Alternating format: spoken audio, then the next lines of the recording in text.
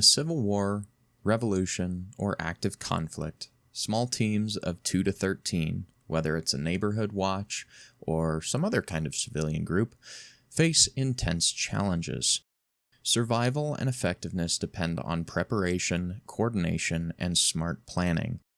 Today, we'll cover what I consider to be 10 key considerations to keep your team safe, mobile, and mission-ready in a hypothetical conflict scenario. Hey, LARPers. Tired of gear that's weaker than your grandma's coffee? Check out the Civilian Rifleman shop. We got some rugged apparel, some accessories, and stuff so tough, it'll outlast your ex's grudges. Consider checking out the shop and maybe buying something. Helps us keep the channel going. Link for the shop is in the description. Let's get started. First and foremost is the idea of round commonality. In a conflict, ammo compatibility is extremely impactful.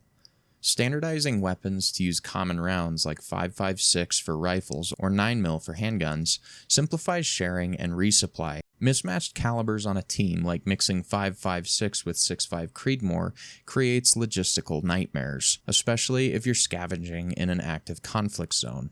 Let's consider for a moment a small team of 10. Let's say 5 of these guys have 5.56 and 4 of them have 7.62x3.9, with the 10th member carrying an obscure round, like 3.38 Lapua Magnum. It may be an option to keep that 3.38 Lapua for engagement at extreme distances, but ultimately, extra considerations need to be made for this kind of caliber.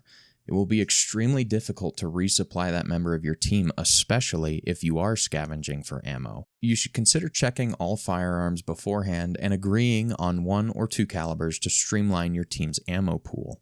Next up is silent communications. Noise can betray your position. Mastering silent signals like hand gestures to coordinate without speaking is frankly extremely important. You should practice signals for just common actions. Learn how to signal for danger, or to regroup, or for scouting. In an active conflict where stealth is vital, silent communications keeps your team coordinated and undetected, especially in urban or rural hideouts. Next up is radio communication, encryption, and range. You need to secure comms to prevent enemies from intercepting your plans. You can use encrypted radios or mobile apps with end-to-end encryption for smartphones. In an active conflict, open channels are a liability. An opponent could track you, which is why range is so important. If you broadcast your signal out several miles, it'll be easier to detect where you are, whereas if you're only broadcasting under a mile, it's not as easy to track you. You can set up code words for simple ciphers or low-tech options and train everyone on protocols to ensure messages stay private, especially when coordinating movements or resupply. Intel gathering is number 4 on our list. Scouting enemy movements, supply routes, or safe zones discreetly is important for survival. You can use binoculars and note patterns like patrol times and share intel via secure channels. In any conflict, neighborhood watches might monitor local threats or create roadblocks to prevent transient traffic from getting into the neighborhood. You can avoid detection by blending in, by using civilian clothing and no flashy gear. It's kind of the idea of greyman theory. Number 5 is your inventory and your ability to resupply. You can track essentials like water, food, ammo, and medical supplies daily. You can use simple logs to monitor quantities and conditions like checking water purity or ammo counts. You can plan resupplies by establishing cache supplies in hidden locations, or at a minimum, make note of abandoned stores.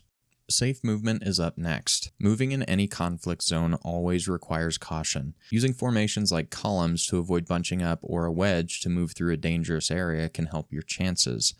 You can practice bounding overwatch where one group covers while another advances, and stick to cover like trees or walls and avoid open roads. In any conflict, safe movement prevents exposure to snipers or patrols, which keeps your team mobile and alive. For concealment and cover, you need to know the difference. Concealment hides you. Think of hiding under a bush. Covers is what's going to stop bullets, like concrete walls. Blend into surroundings with natural camouflage or urban attire. In a conflict, use abandoned buildings or forests for concealment, but always have hard cover nearby. The next time you're on a hike, stop in the trail and look around. Where would you go if you came under fire?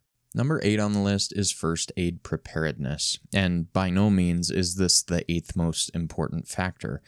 Injuries are inevitable in conflict, and you need to equip each member with a trauma kit or IFAK, which includes tourniquets, bandages, antiseptics, and dressings. Always train on basics and learn how to stop bleeding, treat shock, and stabilize fractures. In a conflict, hospitals or even your local doctor's office may be completely inaccessible.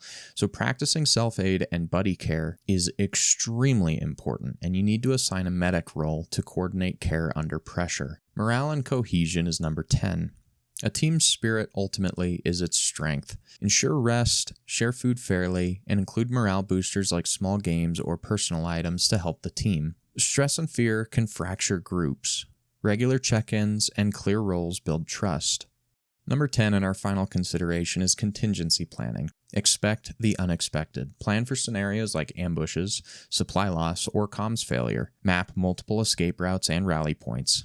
In any conflict, having backup caches and plans for splitting up if pursued is important, and you can practice drills to adapt quickly. Flexibility saves lives when plans fail. These 10 considerations, while only short summarizations, can equip a small team to survive an active conflict. Practice skills, build your team's strength, and face any challenge head on. Thanks for watching, and we'll see you in the next one.